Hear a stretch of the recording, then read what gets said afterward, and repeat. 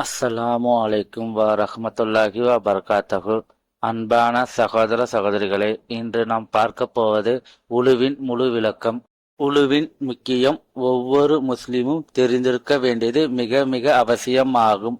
அல்லாஹ் அல் குர்ஆனில் கூறுகின்றான், நீங்கள் தொழுகைக்கு எழும்பும் போது உங்கள் முகத்தையும் கைகளையும் முழங்கை வரை கழுவுங்கள், தலையை துடைத்துக் கொள்ளுங்கள், கால்களை குதிகால் வரை கழுவுங்கள் என்று சூரா மாயிதா அத்தியாயம் 5 வசனம் 6 இவ்வாறு கூறுகின்றான். உழு செய்வதற்கு முன் உள்ளத்தில் நியத் வைக்க வேண்டும், இந்த தொழுகைக்காக உழு செய்கின்றேன் என்று.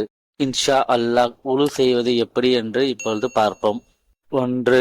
பிஸ்மில்லா என்று கூறி கைகளை மணிக்கட்டு வரை 3 முறை கழுவ வேண்டும். 2. வாயை 3 முறை நீரினால் கொப்பளித்தல் வேண்டும்.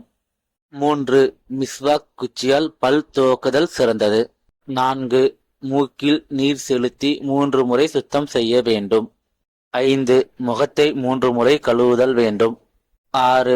வலது முழங்கை 3 முறை கழுவுதல் வேண்டும். பின்பு இடது முழங்கை 3 முறை கழுவுதல் வேண்டும். 7. தலை 1 முறை துடைத்தல் வேண்டும். பின்பு காதுகளை 1 முறை துடைத்தல் வேண்டும். 8. வலது குதிகால் 3 முறை கழுவுதல் வேண்டும். பின்பு இடது குதிகால் 3 முறை கழுவுதல் வேண்டும். மேலே குறிப்பிட்டுள்ள அனைத்தையும் முறையாக செய்து முடித்தால் உழு செய்து முடித்துவிட்டோம்.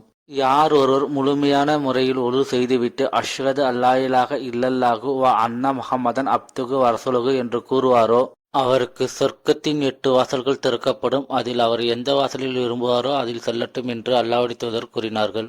உழு இல்லாமல் தொழுகை செல்லாது. எனவே ஒவ்வொரு முஸ்லிமும் சரியான முறையில் உழு செய்ய தெரிந்திருக்க வேண்டும். உழு எவ்வாறு செய்ய வேண்டும் என்று நாம் அனைவரும் முழுமையாக தெரிந்து கொண்டோம். அடுத்த வீடியோவில் தொழுகை முறையை பற்றி தெரிந்து கொள்வோம் இன்ஷா அல்லாஹ். அஸ்ஸலாமு அலைக்கும் வரஹ்மத்துல்லாஹி வபரகாத்தஹு.